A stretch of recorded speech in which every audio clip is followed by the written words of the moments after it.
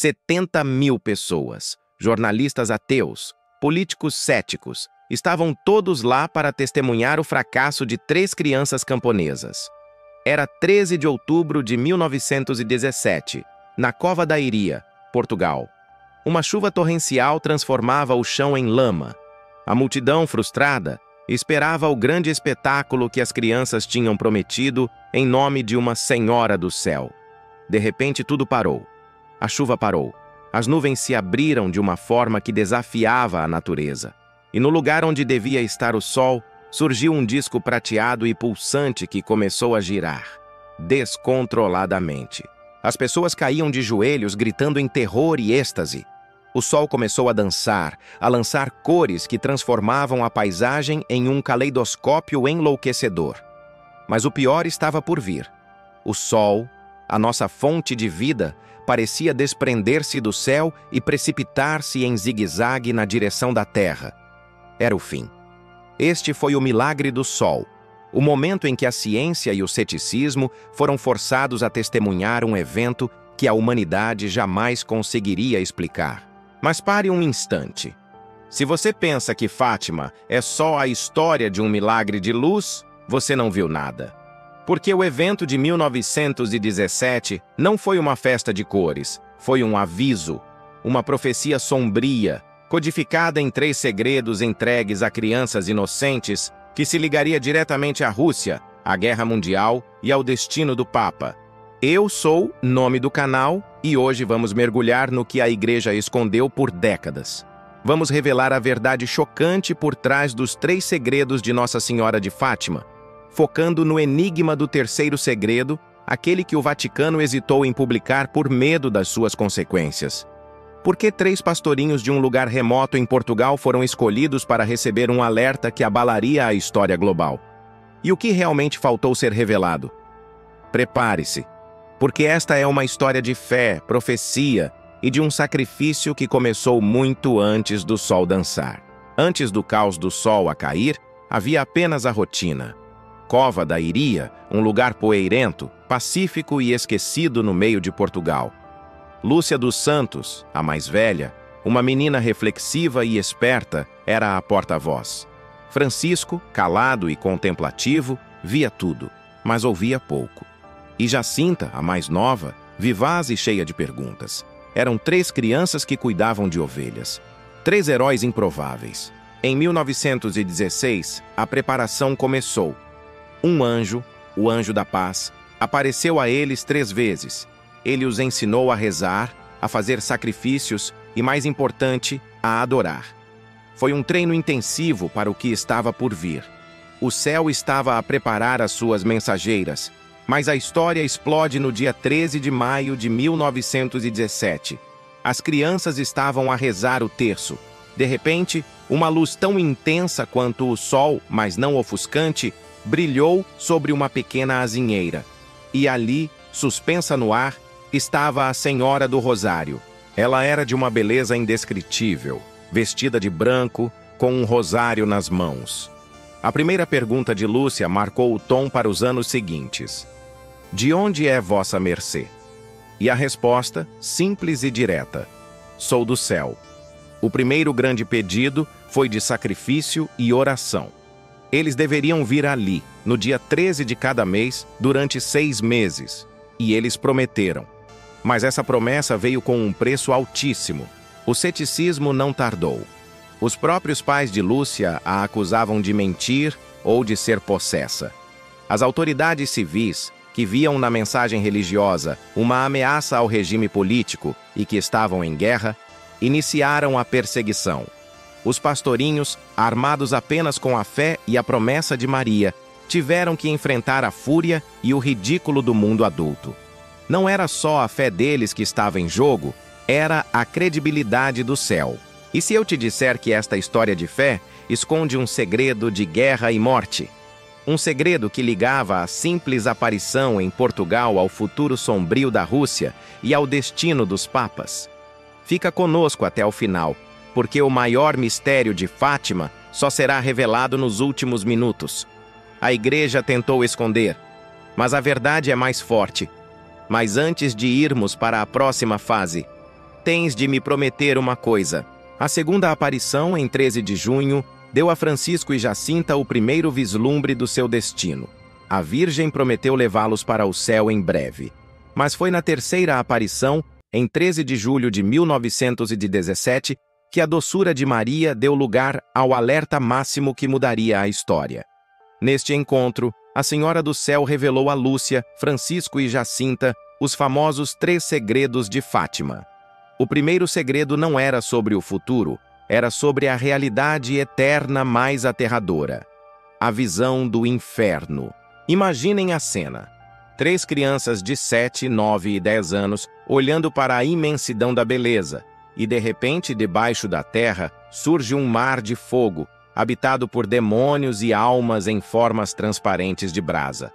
A terrível visão foi dada para que eles compreendessem a urgência da sua missão: rezar e fazer sacrifícios pela salvação dos pecadores. O drama não era pessoal, era universal. O segundo segredo era uma profecia com data marcada, ligando Fátima diretamente aos horrores que o mundo ainda iria viver.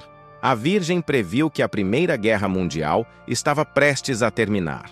Mas ela deu uma condição: se a humanidade não parasse de ofender a Deus, uma guerra ainda pior começaria durante o pontificado do Papa Pio XI.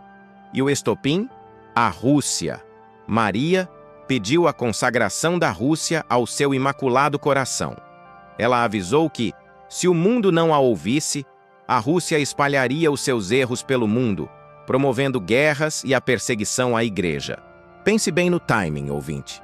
Era 1917.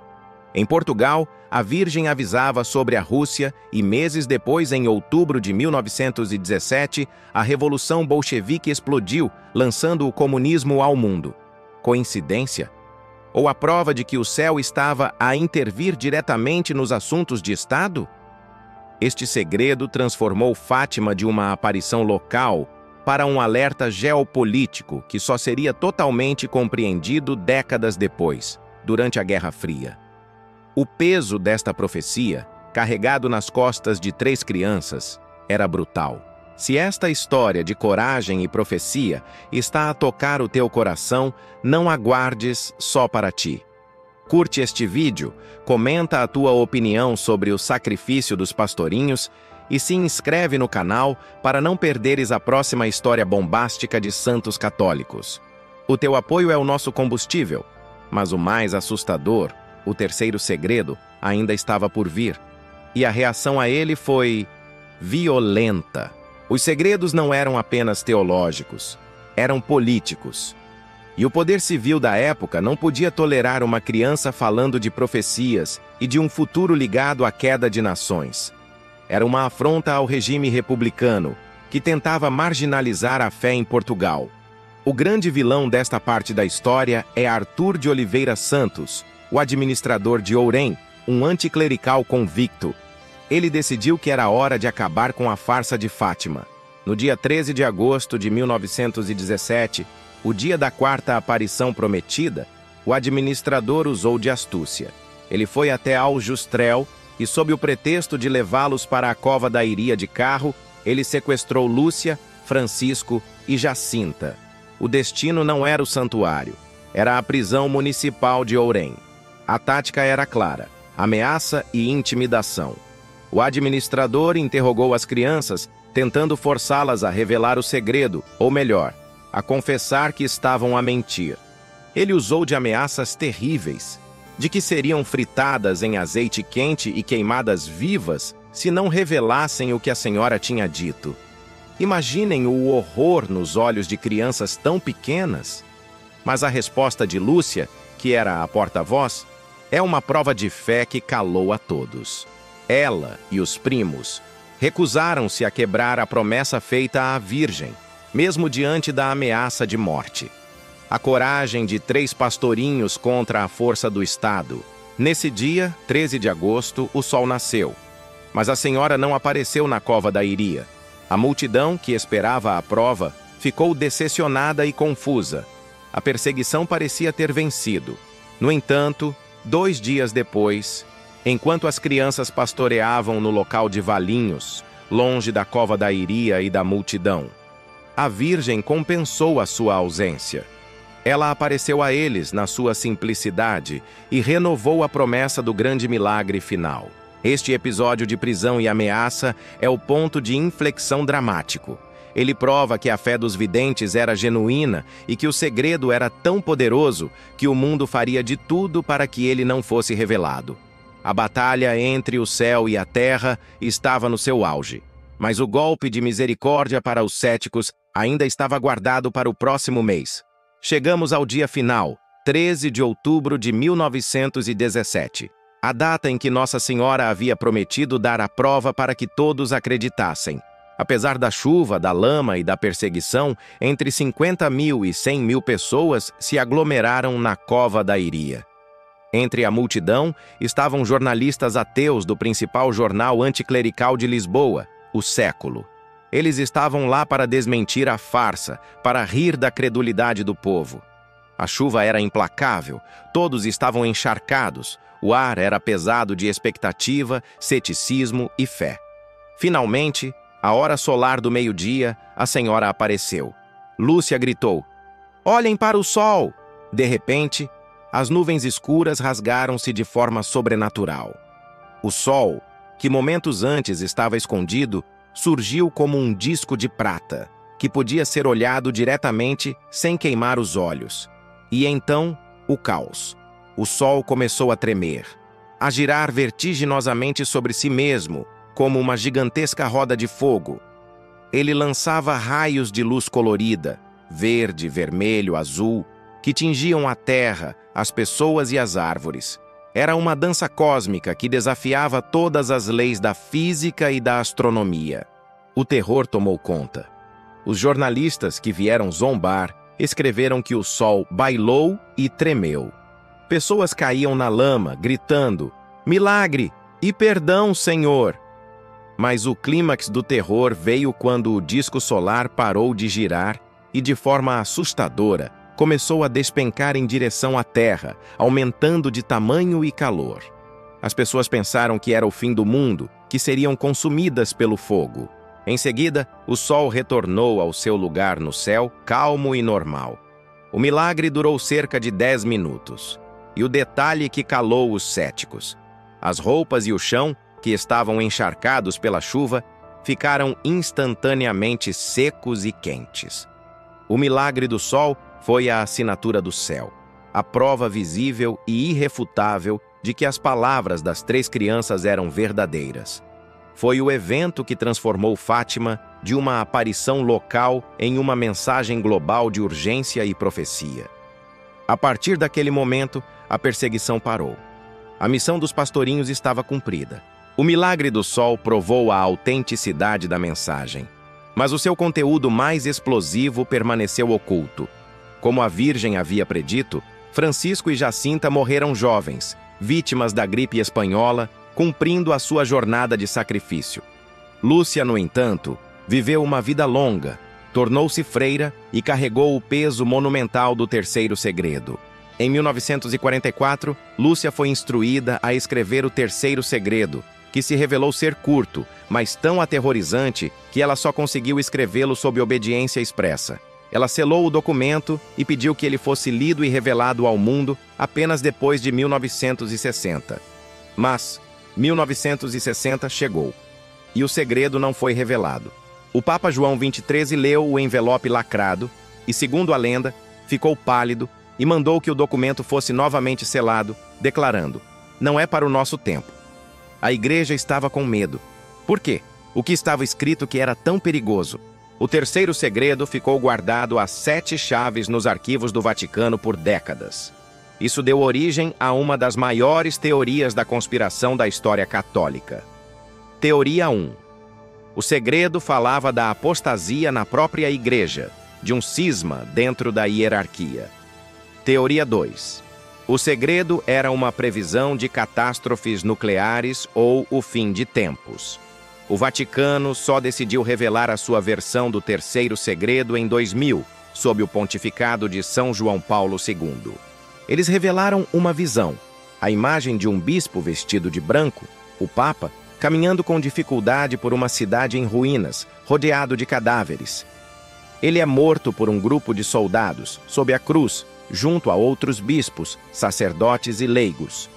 A interpretação oficial do Vaticano foi direta. Esta visão era a profecia do atentado contra a vida do próprio João Paulo II em 1981, na Praça de São Pedro. O Papa acreditou a intervenção de Nossa Senhora de Fátima por ter desviado a bala fatal. Para a Igreja, o segredo estava cumprido e revelado. Mas, e esta é a chave para o nosso debate, muitos estudiosos e céticos duvidam que a revelação de 2000 fosse o texto completo. Por que a pressa em fechar o tema? Por que o medo inicial de revelar? O terceiro segredo permanece para muitos um enigma oculto, um lembrete de que a mensagem de Fátima vai além do milagre, sendo um apelo urgente à conversão e uma profecia que talvez ainda não terminou de se cumprir. O milagre do sol foi a prova. Os pastorinhos foram os heróis que pagaram o preço. E os três segredos, quer você acredite na versão oficial ou não, são um mapa que liga o céu à terra, à guerra e ao destino dos homens. A história de Nossa Senhora de Fátima não é apenas sobre uma aparição. É um alerta dramático sobre a força da oração, a urgência da penitência e a terrível realidade do pecado. É a prova de que Deus intervém na história humana, não apenas com milagres de luz, mas com profecias políticas que nos imploram a mudar de rumo. Se você chegou até aqui, é porque a coragem de Lúcia, Francisco e Jacinta te tocou. E se o mistério do terceiro segredo te manteve ligado, agora é a tua vez de agir. A mensagem de Fátima é atemporal, e para que mais pessoas conheçam este aviso profético, eu preciso da tua ajuda. Curte este vídeo para mostrar ao algoritmo que esta história é relevante. Comenta a tua opinião. E claro, se inscreva no canal para não perderes nenhuma história poderosa de santos católicos que mudaram o mundo. Agora, a pergunta que não quer calar. O Vaticano alegou ter revelado a visão do atentado ao Papa. Mas, e se o segredo for maior? Achaste que a Igreja revelou o segredo todo? O que realmente faltou ser dito? Deixa a tua teoria nos comentários. Queremos criar uma tempestade de opiniões. No nosso próximo vídeo, vamos mergulhar numa outra aparição que transformou a devoção e a arte sacra, ligando uma freira humilde à criação de uma medalha milagrosa. Não percas a história de Santa Catarina Labouré e o mistério por trás de Nossa Senhora das Graças. Clica no sininho e eu te vejo lá. Até a próxima revelação bombástica.